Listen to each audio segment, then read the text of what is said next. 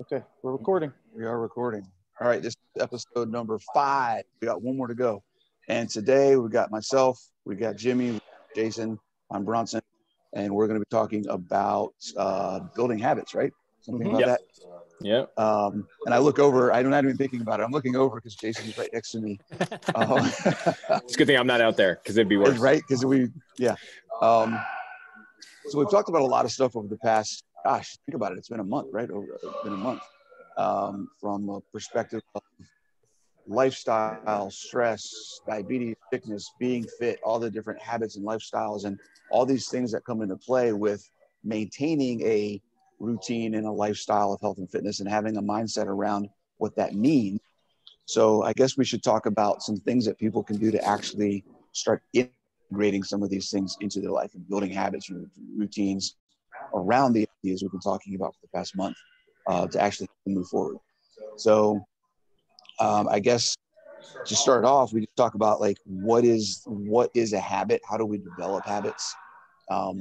And what's the driving force, behind the routines that we kind of build each around our lifestyle each day? Like, what are some of the habits that we have, I guess, that we don't even think about? Because I think that's probably the biggest factor when it comes to changing routines and changing things in your life. We have habits we don't even know we have. So that might actually be the best place to start is talking about what's the process of identifying things in our lives that are things we do that are maybe detrimental to our health that we don't even think about. Right? Because I know there's definitely plenty of things out there. What do you got, Jason?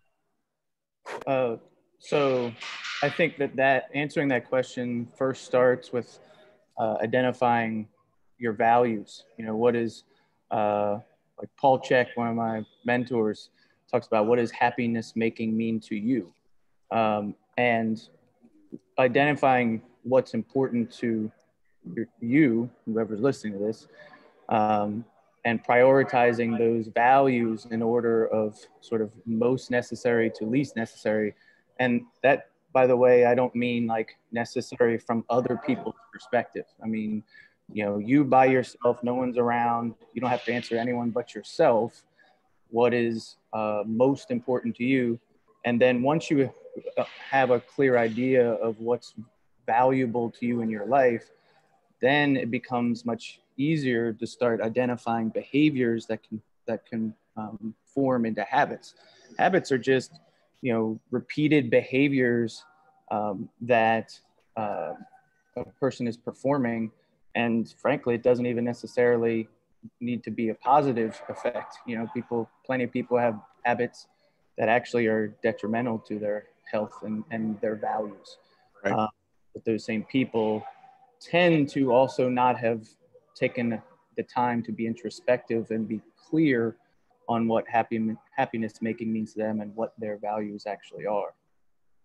Yeah, and that's where I wanted to get to is like how do we help guys go through that process of introspection and kind of say, what are the things in my life that I'm doing that aren't supporting my health, my vision, or my mental image of what I want to be or where I want to be in life. And obviously I think one is figuring out what that is. Like, what is it about your life? And I've said this before, is sometimes it's hard to identify or talk about your why or what it is you want. So sometimes you can do the opposite of that and identify the things you don't like about your life. What are the negatives in my life? And then use those as your goals that you want to fix, or your goals that motivate you to make a change. So if you can't think of anything, there's some grand vision. It doesn't have to be a big deal, but if you can't think of a grand vision of here's what I want my life to look like, well, what don't you want your life to look like? What are the things in your life that you want to get rid of? And then what are the things that you're doing that are making those things happen? I think that could be a process as well. Jimmy, what do you have to add to that? Oh, you're muted. Okay, you got me. I popped out there for just a hot second. I mean, habits, again, we're just kind of identifying kind of like what habits are, and then what we feel as the most important, and we kind of prioritize. We work our way down. A lot of times people's mental health, and physical health are not on the top of that list. They put everybody else in front of theirs. And that's usually what happens, especially when you have family, when you have your partner, kids, your health and wellness might become second, especially depending on how new you are to your family or fatherhood in this case, because we're all talking to men. So I'm relating because I didn't prioritize my fitness, and it was really troublesome for my mental health. Like needing to work out and release hormones on a very routine basis. And I didn't do that. It was a big influx of other feelings that, of anxiety and depression, and almost like feeling like you're losing, touch with that side of your body, that side of you. And that was tough. Yeah. That's a perfect example of a combination of how mindset transfers into the actions that you take, which are the habits. So if you have a mindset of, I need, particularly like you said, new fathers have the mindset of this kid is the most important thing, and doing things for my family becomes a priority. So my mindset and my focus is shifted, which then starts creating a habit of putting other things in front of myself. So you now got a cycle, always putting yourself second, and then that can be a detriment. So changing that habit to something that says, hey, I got to change my mindset to, yes, my family is important. Yes, I need to do things to take care of my kids, and I need to focus on doing stuff on the family side. But if my cup is full, then I don't have the energy and I don't have the capacity to do that 100%. So the mindset can then change into an action of habit, help you build yourself, which you can then take into the family. That's cool. And that's absorbing everybody. I mean, you look at people in our environment, there are always people watching, and they assume, and their perspective is their reality of what they see. So like if you don't have to, boast yourself and say, oh, I do this, I do that, just show it, just do it, and just perform it. Be the one that takes action. Don't be the one that talks about what they do. Just do it, and let that be an example. I think we have a lot of times that we really kind of sometimes do the opposite, where we really just kind of verbalize things, but then again, it's not performed or not taken into action or applied. And that's where things get missing. That's where things go lost. So yes, having like the priorities, but again, and starting those, based on who you are, based on time, based on where you feel you can be the most effective, identify what those are. And again, that's what we're talking about is our values, and what we find is going to be the best and most identical for us. Right. No, good. Something, and I don't know if this is the right place to talk about this, but I'm going to bring it up anyhow. Time. It bothers me when people use time as a defense, an excuse for doing or not doing something, because the truth is everybody has 24 hours a day, and we get to decide what we're going to do with it. Sure, some people's lives are more challenging than others, particularly if period of history like now, where maybe more people are trying to meet their most basic survival needs than ever before. But at the end of the day, we all have the same exact time. And so I'm not a fan of people trying to throw that into the conversation as if it's a reason to not, go through the process of identifying our values and not begin the process of trying to put healthy habits. Yeah. I think the time excuse is an example of somebody not being honest with themselves and taking that time to be introspective and open with themselves, right? It's an excuse. It's an easy thing to say. And to me, it just shows that they haven't taken the time to really evaluate and be honest with where their priorities stand. Because there's no right or wrong answer. Right. There's no judgment if someone says, I don't have, I'm not working out right now is not my priority in life. That's perfectly fine. You don't need to justify it. I'm not going to judge you, Jason, Jimmy. No one's going to judge you for that. Now, if you're complaining about being overweight and not having energy and being weak and motivated, and you're complaining about aspects of your life that exercising or eating right can make a change and a difference, then you say, I don't have the time. No, now we know there's a cognitive dissonance there. Something's not matched up. You can't complain about A, say you don't have time to do the result, to do the things that's going to fix A, right? So one or the other has to be the thing. If you don't like it, but right now you've got other things that are priority, and you can say, be honest with yourself and say, I'm not happy with my body right now. I'm not happy with my fitness, but I understand that there are other things in my life, and I want to plan. I need a roadmap, or I need to come up with some way that eventually I can start addressing this. That's a different conversation than just dismissing it altogether and saying I don't have time, and then not worrying about it, right? Because that's self-defeating. It just doesn't help at all. Be honest with yourself. Yeah, and I think that's a big thing. Is taking responsibility and having that responsibility, saying that I'm responsible for my choices, and not giving power to other things where the excuses fall into play. You make the choice. You make the story in your head. So, and that's the thing. And be okay. Yeah, and be okay with it. Yeah. Yeah. I'm just identify okay. Like, yeah, boom. Yeah. You're right. That is what it is. You know, instead of getting defensive, instead of getting like combative, you know, especially when somebody calls you out on your BS, you know, just, you know what, you're right. You know, case in point, Jason's like, hey man, you got to fill out the COVID waiver when you come into the gym. You know, I'm like, I got to do that. I haven't done it. I got to do that. I'm going to do that right now. You know, it's kind of like, it's simplistic as that. Like you do the things you say you're going to do. It's the small things that matter, and everything, you know, starts to kind of compound itself. You know, Jason and I had a really, you know, heart-to-heart conversation a few months ago, you know, about some business stuff, you know, and it was like, we finished the actual conversation with a hug, to be honest. We hugged it out. We're like, dude, you're right.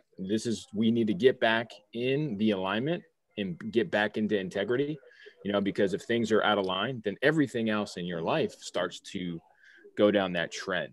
So it's the small things. It's the small things. Yeah. So if you let it slip a little bit, things have to happen. And just like Bronson, what you said with Jocko Willett, you know, discipline is freedom. You know, he says that a lot. You know, so you have discipline in things in your life. And then again, you take responsibility. Yeah. That's the responsibility piece is huge, because nothing works. None of this stuff we've been talking about for the past month works if you're not doing it through a lens of being responsible for your own direction. Yep. And your own outcomes. I even take it to the extreme, and I honestly find it helps me a lot in my life. Like a good concrete example is, you know, the gym since March has been struggling so much that I don't even have a salary from my own business anymore. And, you know, there are a lot of people in my shoes who are blaming the government, blaming, you know, politicians, blaming, you know, powers outside of themselves for this, you know, scenario. But I actually look at it as it's all my fault. It's all my problem, right? Like, so, you know, whether or not external factors contributed to it is sort of irrelevant to me. It's irrelevant to me because everything is my fault in my life, no matter who or what is involved outside of it. And that is a very empowering perspective to have in my life, and is definitely not something I had 10 years ago, for sure. Yeah. Which leads to the part that I like. If anybody's interested in a good book to read, there's a book called The Power of Habits that I highly recommend everybody in the world read. It's a really good breakdown of how we build habits, how we maintain, and how we can change and install new habits into our routine. And one of the things he said in this book that really struck me is basically that habits, most of the habits in our lives, most of the things that we do day to day that we don't think about, because that's what a habit is, things that we do that we're not consciously thinking about. Most of the things that we've developed in our lives that are habits are born out of necessity or environment or actions that we haven't thought about. We're not deliberate about them. They just happen because we needed to do something for a time or whatever. And then we started doing that. And then that just kind of kept going because we weren't being conscious. So in order to change your habits, you have to be deliberate and understand why you have them, and if they're helping, and then what you need to do to change them. So it's a deliberate process. If you're not taking action, like you said, Jimmy, if you're not doing something actively to change them, then it's not going to happen. You're not going to get where you want to be. So you got to take that responsibility. Right. The other thing that he said is, and this is where this is applicable. I know this is something that I've dealt with in the last couple of years, in the last year particularly, is that most of the habits we develop unconsciously work great in our lives until stress is applied.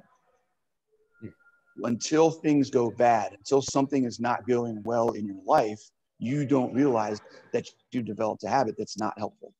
And that can be a habit in communication with a friend, with a family member. That can be a habit in how you handle issues in your business. That can be a habit in the frequency or something applied to your fitness, nutrition. Maybe you have a nutrition thing that is a habit that you didn't realize is causing a problem until it causes a problem. Then you have to be deliberate about figuring out what it is that is the issue.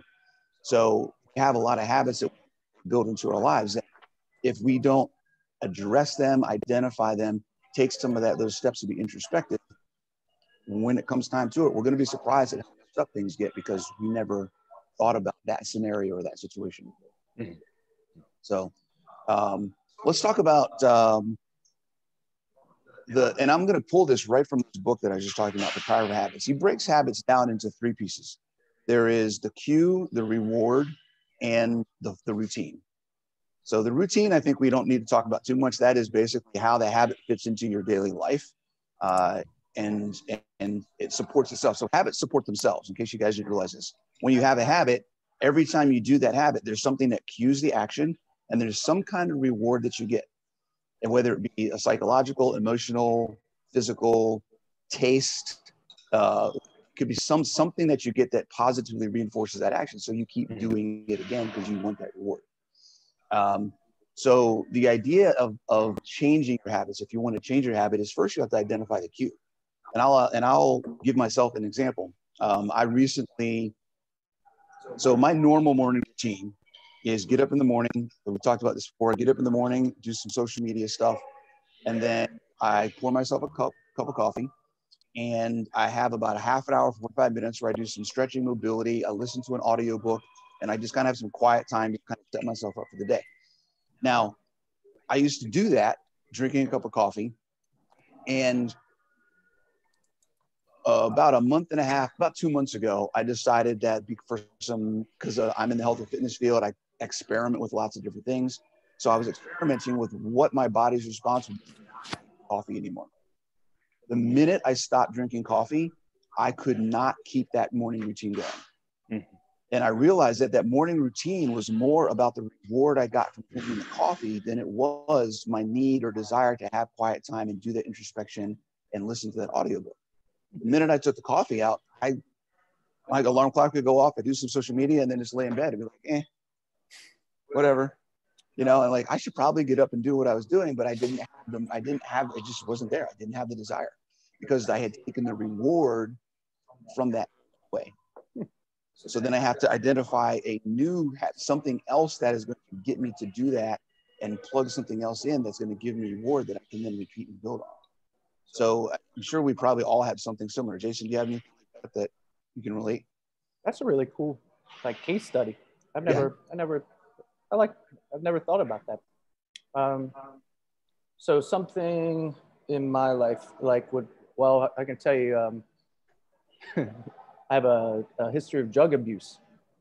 And, the thing I usually tell people with drug addicts is, well, one, drugs work.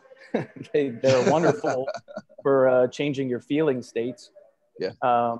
And to your point, there was a long period of my life where they worked, right? Life was going well. There weren't many consequences, occurring as a result of me getting high. And then gradually certain consequences start to show up in my life.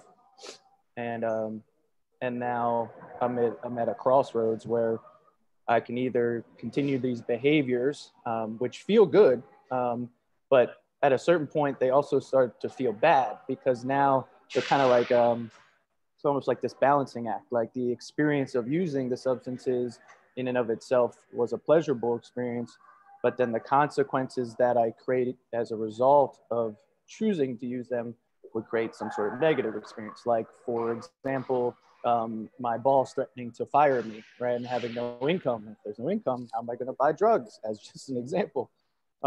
So, you know, it's a very not only is it challenging, was it challenging for me to change my behaviors around substance abuse, but I couldn't do it alone. Like, I tried multiple times trying to do this stuff by myself.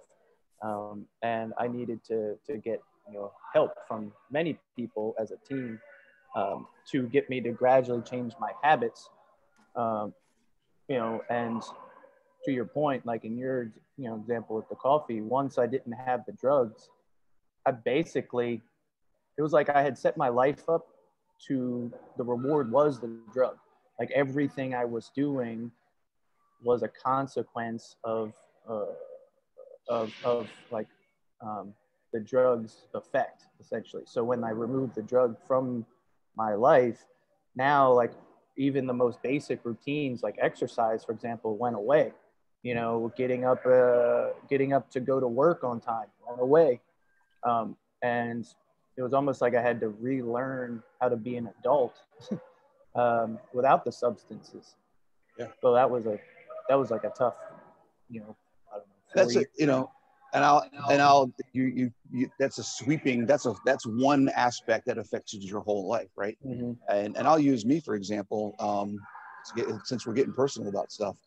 I got divorced at the beginning of the year, and I have had to relearn a lot about living as an adult by myself without having back and forth with someone, without having reaction and shared responsibilities and all the things that come with being in a daily consistent relationship with somebody. So the habits had to, again, like you said, you had to relearn how to live your life without drugs. I had to learn to relive my life without a spouse. And those are two, I think, large examples that are fairly obvious that people need to think about and address. And there may be some guys listening who have been through a divorce that understand what that's like, or have had drug or alcohol issues, or smoking is another one that may understand what that's like. Jimmy, do you have anything that's small, maybe something that you've had in your life that you realize, hey, I didn't realize I was doing this? It wasn't like a sweeping, life-altering thing, but maybe just some little thing. Whether it could even be something that's just, I'm doing an exercise and realize I'm doing this thing I didn't realize I was doing, and why. You probably see a lot of stuff on the physical side, the physiological side, doing physical therapy, where people have a movement that they're doing. We're going to relate this to fitness style. People have a movement that they're doing something incorrect in that movement because they didn't know, or they just developed a habit, and then it caused problems. Sure. Yeah. I mean, I just going into something that's, again, those were deep, and I thank you guys for sharing. Again, it takes being vulnerable to be able to open up and be able to say that to, the crowd. But on a lighter level, on a different level, I mean, I'm just going to pick my background. I'm going to go more into like the athlete side. As an athlete, you train hard. And, when it comes down to, say, food nutrition, there are times when, I've chosen to do a really hard workout so I can have something that's not quote unquote healthy for me at the end of my workout. So I can go out and I can have Cinnabons, or I can go to, get pizza, What's wrong with Cinnabons? But I'm just awesome. I mean, it's kind of like, oh, there's your reward for kicking your own butt. It's like, it's kind of like that, where, all right, I'm going to do a 2-hour workout and I'm going to crush myself. Is this quote unquote the best thing for me at the time? Probably not. But I want to have, fill in the blank, when it comes down to whatever intake it is. And then we all do it. We all do it. I want to jump in and interject there. So, it's not just the Cinnabon afterwards that you're rewarding yourself with, but there's also a mental picture. We're talking about mindset and mental picture. Right. You had a mental picture in your head that you needed to work out 2 hours at a time to see progress. You needed this stuff, right? Yeah. Even though logically you probably knew this isn't good for me. Yeah. Because of the picture of where you wanted to be and the vision you had of what was expected of you for whatever reason or whatever that may be, Right. that was your reward, your emotional reward of I kicked my ass, which was in your mind a good thing. Right. Exactly. So Yeah. you accomplished something, even though it may not have been healthy. It might have crushed me for, 3 days with my CNS and, not giving the adequate time to heal, but I was able to reward myself very shortly after, by giving myself something sweet. It just drops that dopamine rush right into your brain, so that you feel like, oh yeah, okay, this is good. All right, I need to go ahead and kick my butt so I can give myself this afterwards. And people do that, and people like play a game with themselves. Again, it's very light. It's a lighter sense when it comes down to it. And, most of us tend to do it instead of listening to our body, listening to, our mentors, our guidance, say, okay, is that really, is that something that you really need to be doing? And then rewarding it with something that, is not quote unquote healthy. Right. Yeah. That's a common thing, is people associate, this is a whole rabbit hole we could probably with the work more, eat less concept mindset and things like that. But there's a lot of I guess there's a lot of expectations around fitness and exercise, that the harder you work, the better it is. And changing that message and changing that picture. People said that it's the smarter you work, the better it is. That doesn't necessarily mean you're always kicking your butt. Right. A whole different picture in that realm of discussion. All right, cool. What are some tips that you guys have on helping people change habits? We've talked about identifying what they are, how they can impact your life. What are some ideas we can give guys on how do you change a habit? So I think a lot on a practical side of things now, scheduling time into your calendar for the exploration, for the journey that we've kind of like talked about. So maybe somebody listening to this, maybe when they block out an hour of their schedule today, maybe all they're doing in that time is sitting there with a journal and free flowing their thoughts out on this paper, trying to sort of discover what is really important to them. And maybe that's all that person's doing. Maybe somebody else is further along in their development. They've already given some time and thought to that, but they don't have a plan. Or maybe they're writing out a plan of some sort. Or maybe someone's created a part of a plan.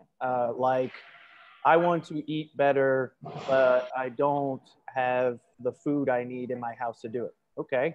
You block out time in your day for an hour. You go to the grocery store with your list. You buy the things that you intended to buy, and you're one step closer to creating a new habit around the goal.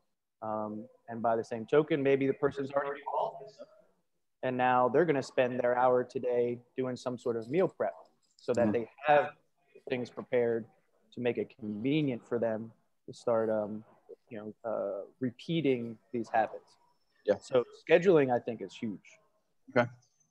For me, I think probably two things. One, I agree scheduling, but that goes into my bigger piece. I think for me is write it down. Right. Once you've identified, hey, these are the things I want to change, you need to write it down. You need to put a plan in place. That involves scheduling. That involves how long like, I'm going to make this small change. I'm going to do that for 3 weeks. I'm going to make this change and build on it. Like, whatever it may be, right? If it's not written down to me, if you're not writing things down and visualizing what you're going to do, then it's just a pipe dream in your head, right? It's a dream in your head. It's a vision when you write it down, right? It's a mission. It's a goal when you write it down.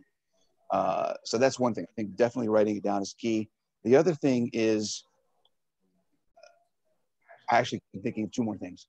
The other thing is start small, and I think I kind of mentioned that is don't try to change a habit that is going to completely disrupt your whole life overnight.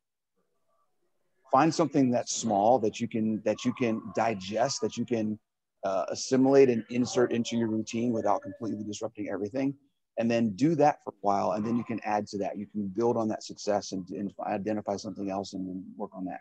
That's part of that writing things down. Don't try to just change everything. Don't say, hey, I'm going to get in shape. I haven't been going to the gym at all, but I'm now go to the gym 5 days a week. I'm going to prep my meals twice a week. I'm going to go get a massage every Saturday. Like, just one little thing at a time and build on it.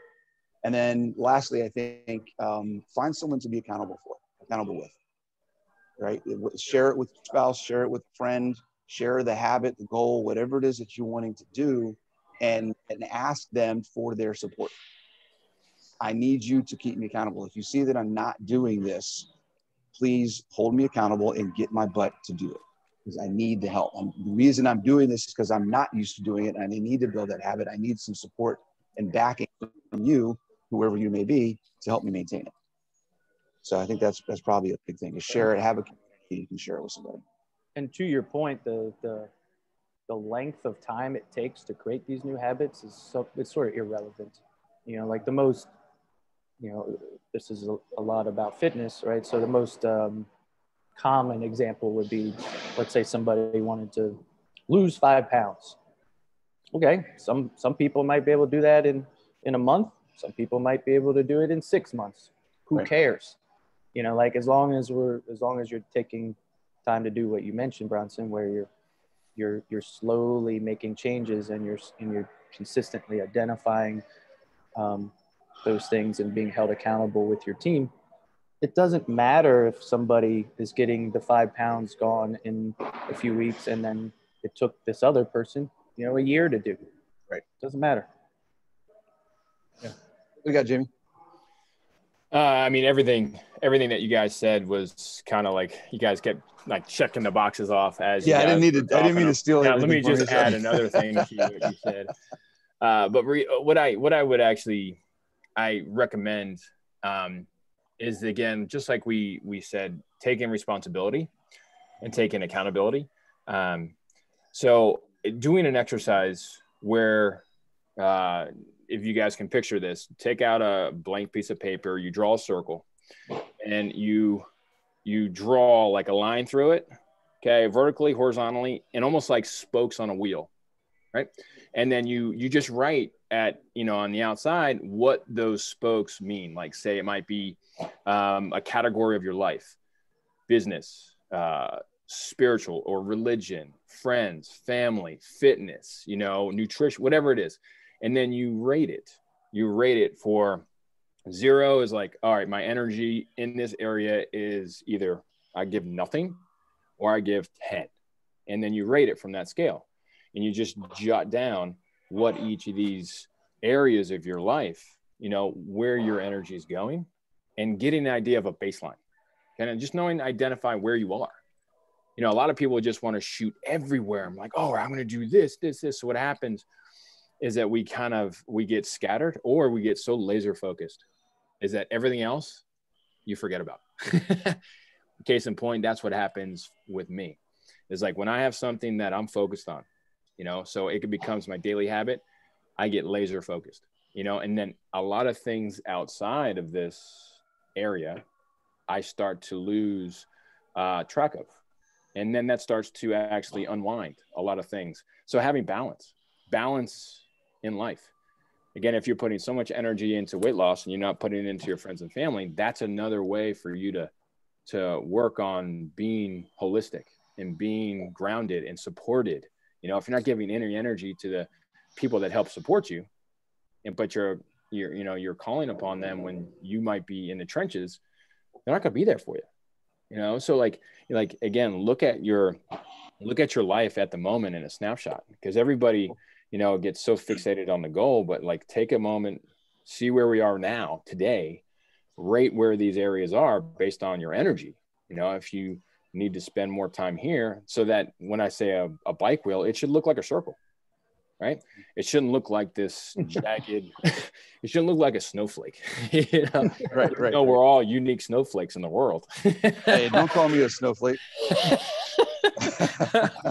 Hey, it's just an analogy. Okay. So just thinking about that, like that's something that we, again, as men, looking at this as a male platform to really voice, like, you know, where we are is be balanced in our life. Mm-hmm. Again, having habits, yes, is definitely going to be something that helps you, but being balanced, you know, don't put all the energy into one thing, but then you're missing everything else, you know? So that's what I recommend.